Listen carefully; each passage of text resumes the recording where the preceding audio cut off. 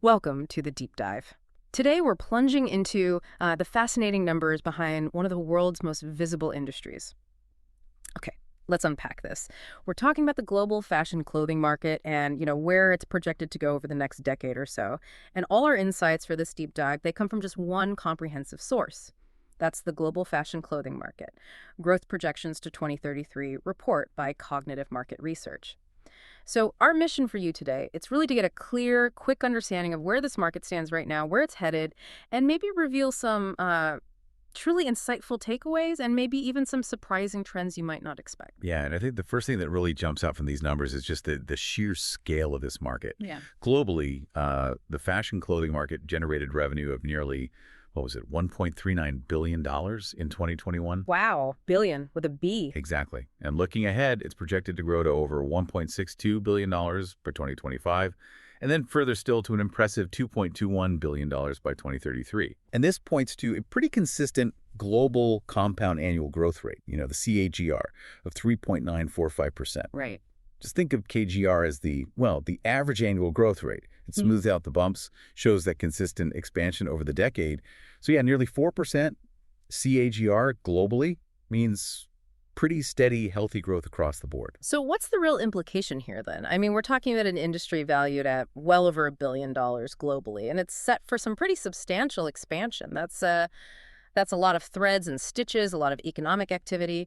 It's important to remember, too, these specific figures reflect the scope captured by this particular research report, right? Which highlights some really distinct growth patterns. Okay, so the global numbers give us a foundation, but let's really dive into the regional specifics now. Let's start with North America, because I think this is where we start to uncover some of the more nuanced and maybe, like you said, unexpected patterns.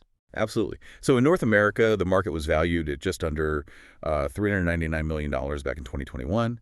It's expected to reach around $462 million by 2025, and then over $605 million by 2033. That gives it a regional CAGR of about 3.439%. Okay, a bit lower than the global average then. A little, yeah. And the United States, well, as you'd probably guess, it accounts for the biggest slice. Started at about $305.5 million in 2021 and projected to hit around $455 million by 2033. Its own CAGR is about 3.209%.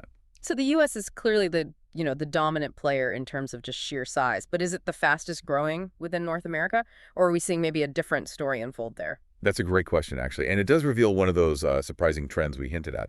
While the U.S. is the largest, Canada actually shows a significantly higher growth rate. Oh, interesting. Yeah, it moved from about $43.4 million in 2021, and is projected to grow to over $71.7 million by 2033. That gives it a really robust CAGR of 4.659%. Wow, okay, much higher. Much higher. And this faster pace in Canada, well, it could be influenced by a few things. Yeah. Maybe a growing appetite for diverse fashion, or perhaps, a more agile response to e-commerce trends. Mexico also contributes quite notably. It was just under $50 million in 2021, rising to nearly $78.8 million by 2033. And that's a healthy CAGR too, 3.731%. Okay, fascinating. Yeah. So from the Americas, let's pivot across the Atlantic. Europe's fashion market is obviously vast, but are we seeing similar growth patterns there, or is its maturity maybe telling a different story? It's definitely a different picture in some ways. Europe's total fashion clothing market reached about $261 million in 2021, and it's forecasted to grow to over $393 million by 2033. The overall CAGR for Europe is 3.382%. Okay. But within Europe, we certainly see, varied growth stories. Germany, for instance, moves from just over $39 million in 2021 to about $55.7 million by 2033. That's a CGR of 2.761%. Right. France, however, reports stronger growth, from nearly $31.7 million in 2021 to over $51 million by 2033, registering a much healthier CAGR of 4.207%. And Italy is also quite robust, almost $19.8 million in 2021, growing to just over $30.8 million by 2033. With a CR of 3.768%. It's really eye-opening, isn't it, to see those different paces across such, established economies. What do you think might be contributing to, say, France's stronger growth compared to Germany, or those notably lower rates we see in places like Sweden and Denmark? Are there specific market behaviors, or? That's the critical question, isn't it? It forces us to think beyond just the market size and consider, underlying economic structures or maybe evolving consumer habits. And we do see lower growth rates in some other established markets too. Yeah. Like the UK, its CAGR CAGR is 2.416%. Yeah. Russia's at 2.742%. Spain also 2.416%. Right. And notably, like you said, Sweden and Denmark show even lower CAGRs, 1.733% for Sweden and just 1.341% for Denmark. Wow, really low. Yeah, suggesting perhaps market saturation or maybe a shift towards different consumption patterns in those specific regions. However, the rest of Europe category, this includes other smaller nations, it actually shows the highest European growth. Jumps from about $64.6 million in 2021 to over $109.4 million by 2033. That's a strong CAGR of 4.751%. Okay. So it really suggests that these smaller, perhaps less mature markets in Europe are seeing some significant acceleration. Fascinating. Okay, now let's turn our attention to the Asia-Pacific region, APAC. Looking at the global numbers, I mean, this is already a considerably large market, right? But what does its growth trajectory look like? Indeed, Asia-Pacific, it held the largest regional market size back in 2021, over $554.5 million. It's huge. Yeah, and it's expected to hit over $931 million by 2033.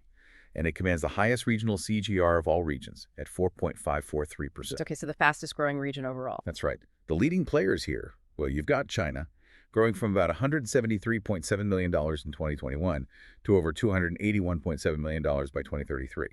Its CAGR is 4.132%. And Japan, also strong, $106.8 million in 2021 to over $172.4 million by 2033, with a CGR of 4.08%. So robust growth from the giants, definitely. But is there a real standout growth story within APAC, something that's, truly accelerating the region's overall numbers? There absolutely is. India. India shows a particularly strong growth trajectory. It goes from about $80.7 million in 2021 to nearly $144.7 million by 2033, boasting a really significant PGR of 5.29%. 5.3%, nearly. Yeah, and this impressive growth in India could be fueled by, well, a rapidly expanding middle class, maybe increased digital adoption, making online fashion more accessible, and also, a younger demographic that's eager for new trends. Singapore also shows robust growth, actually, 5.088% CGR, possibly due to its status as a regional economic hub, and it has a very digitally savvy consumer base. Makes sense. But what's truly remarkable, and actually the highest key DGR noted in the entire report, is the rest of APAC category. Ah, like with Europe. Exactly. This segment is growing from about $55.6 million in 2021 to nearly $110 million by 2033, at an impressive 6.517% CAGR. 6.5%. Wow. Right. So if we connect this to the bigger picture, it really suggests these burgeoning markets beyond the well-known giants are driving significant future expansion throughout the region. That's a powerful insight, yeah. Seeing where the most dynamic changes are happening. Okay, now let's broaden our lens a bit and look at the broader landscape. South America, the Middle East, and Africa. What's the story there? Maybe let's start with South America. Sure. So South America's market was about $91.7 million in 2021, and it's projected to be over $166 million by 2033. It has a strong regional CGR2, 5.014%. Very strong. Higher than North America and Europe. Yes, definitely. Brazil shows a solid KGR within that, 4.66%. However, Argentina actually takes the lead within the region, shows stronger growth, from just under $12.8 million in 2021 to over $24 million by 2033. That's a CAGR of 5.522%. Huh. Argentina leading the pack there. Yeah, this higher growth in Argentina could signal maybe an emerging fashion consumer base, or perhaps, greater disposable income influencing purchasing habits. Right. And for the Middle East and Africa, how do their growth figures compare? Are they seeing that kind of dynamism? A bit different there. The Middle East market was about $55.6 million in 2021. It's rising to just under $72.8 million by 2033, with a KGR of 2.5%. Okay, lower. Yes, lower overall, though the UAE shows a slightly higher KGR within the region at 3.674%, perhaps due to its status as a luxury retail hub, and a growing affluent consumer base. Right, that makes sense. And then for Africa, the market was about $27.8 million in 2021, reaching over $42.2 million in 2033. Its CAGR is 2.598%. Very similar to the Middle East overall. We see similar growth rates for Nigeria, 2.261%, and South Africa, 2.243%, with the rest of Africa category showing just a slightly higher CGR of 2.927%. Okay. So while these regions, show more modest growth compared to, say, APAC or South America, they still represent expanding markets with their own unique dynamics. Okay, so let's try and summarize what we've unpacked today. The global fashion clothing market is clearly on a growth trajectory, right? Moving from a billion-dollar industry to well over 2 billion in less than a decade. But, and this is the key takeaway, I think, the story isn't uniform at all. We've seen massive established markets, but also these unexpected hotspots like Canada or India showing really strong growth. And regions poised for remarkable expansion, particularly in those rest of APAC or rest of Europe categories. That's a perfect encapsulation, I think. This data, it really isn't just numbers on a page, is it? Hmm. It paints a vivid picture of shifting economic power, evolving consumer behavior in fashion right across the globe. Hmm. And understanding these regional nuances, these differences, is absolutely key to grasping the full scope and maybe the future directions of this really dynamic industry. That's a critical observation. And it brings us to maybe a compelling thought for you, the listener, to consider after this deep dive. Given these really diverse growth patterns we've seen across continents and countries, what fundamental societal or maybe technological shifts do you think might be accelerating or perhaps slowing the fashion clothing market in these specific regions? And maybe think about how these projections, the ones we've discussed, how might they influence global fashion trends and, the strategies of fashion brands themselves in the coming decade? Something to mull over.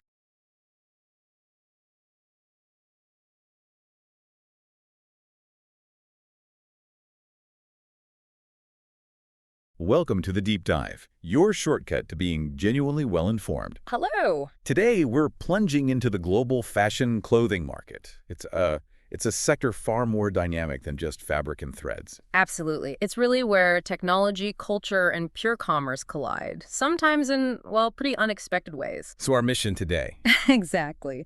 Our mission for you today is to sort of extract the most important nuggets of knowledge from our sources about this really vibrant, fast-moving sector. give you those aha moments. Right. Help you understand a market that touches almost everyone, often without us even realizing its full scope. Okay, so let's kick things off with what's really propelling this market forward.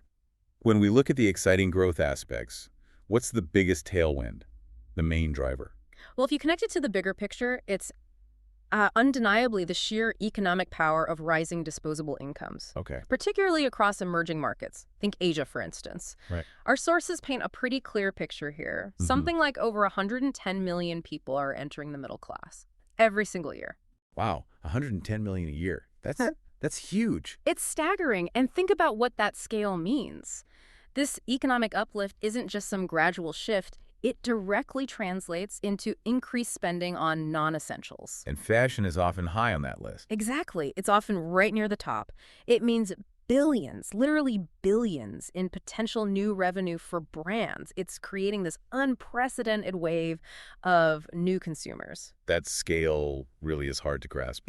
So beyond these massive economic shifts, what about culture and technology? How are things like, social media and influencer marketing reshaping things? Oh, that's a fascinating part of the story. What's truly interesting is how platforms like Instagram and TikTok, they've essentially become the new global runways. Digital runways, yeah. Precisely. Trends no longer just trickle down from designers over months. They can ignite, go viral globally in a matter of hours. That fast. That fast. These platforms have kind of inverted the traditional fashion hierarchy. Content creators become these key tastemakers, driving demand, shaping behavior globally. It really speeds everything up.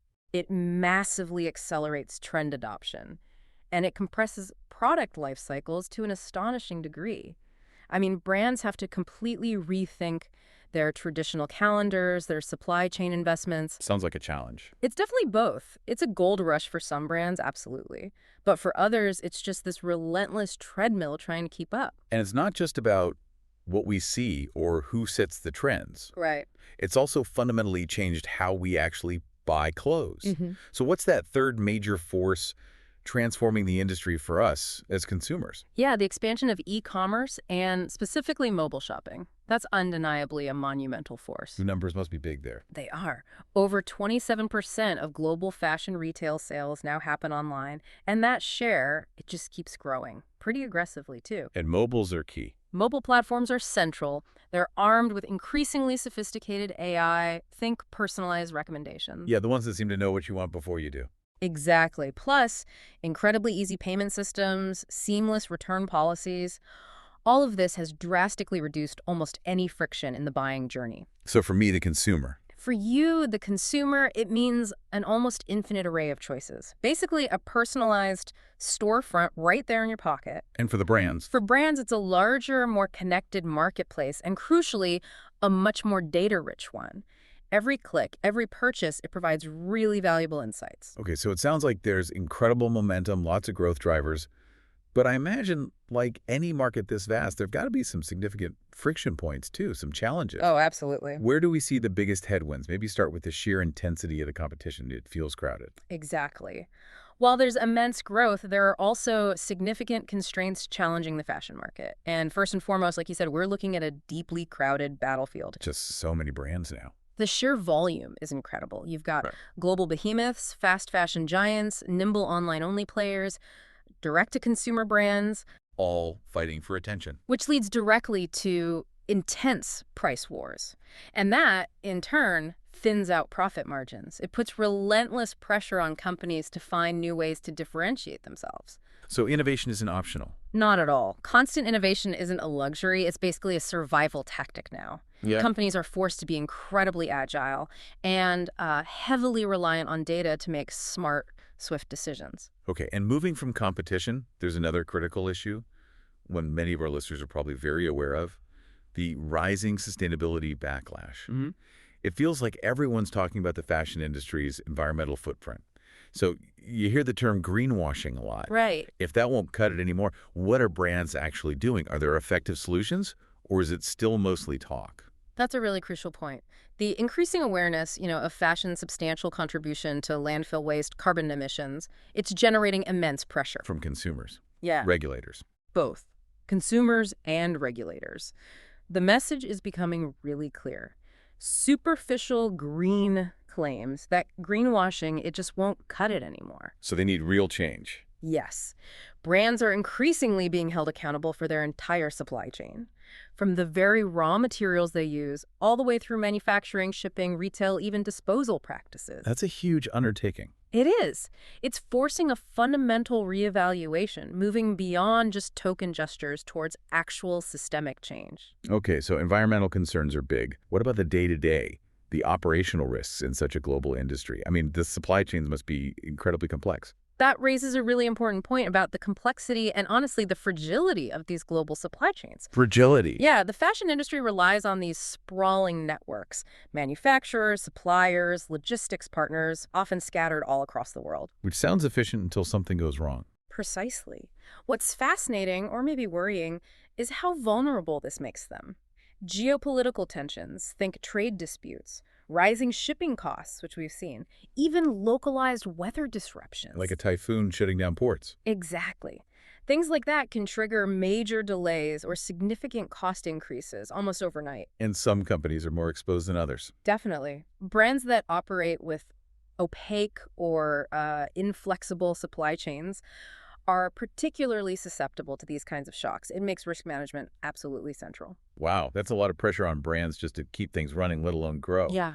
So given all these challenges, competition, sustainability, supply chains, how are brands actually innovating? How are they responding? Well, they have to adapt. What's the one innovation that really jumped out at you from the research? The most, let's say, disruptive? I'd have to say the most disruptive trend is probably the rise of ultra-fast fashion. Like Jim. Exactly, exemplified by brands like Shine. Their core model is genuinely revolutionary. They leverage real-time data, they use algorithmic trend spotting, and they employ on-demand, or near-on-demand, production. So they see a trend online. And they can react almost instantly. It allows them to go from the initial design concept to actually launching the product in just a matter of weeks, sometimes even faster. Weeks. That's incredible. It completely redefines consumer expectations for speed, for variety, for sheer accessibility. It's a dizzying pace that has really turned traditional fashion calendars completely on their head. Okay, so speed is one powerful trend, but isn't there also like a powerful counter movement happening at the same time, this whole resale and circular fashion thing? Yes, absolutely. And it's a significant shift. It's not just a niche interest anymore. It feels bigger than that. It is. The global secondhand market is actually growing nearly 3 times faster than the overall new clothing sector. 3 times. Wow. Why is that? It seems to be driven by a strong consumer interest in both sustainability, wanting less waste, and also just value, getting more for their money. And how does it work? What forms does it take? We're seeing various models emerge. You've got the peer-to-peer resale platforms like Poshmark or Depop. There are clothing rental services becoming more popular, and even major brands are launching their own take-back programs, getting into resale themselves. So it's changing how we think about owning clothes. Fundamentally, all of these are reshaping how consumers think about clothing ownership, its lifespan. It's pushing us, slowly maybe, but surely, towards a more circular economy for fashion. Interesting. And finally, let's talk technology again, but specifically about tailoring fashion to the individual. How is that evolving beyond just, an online recommendation? Yeah, that's another key area. The industry is witnessing a pretty significant shift toward on-demand manufacturing and deep personalization. So more than just suggesting styles. Much more. Think about it. AI isn't just suggesting what you might like based on past clicks. It's now being used to provide hyper-personalized style recommendations. And in some emerging models, garments are only actually made after you confirm the purchase. Made to order, basically. Exactly, made after purchase.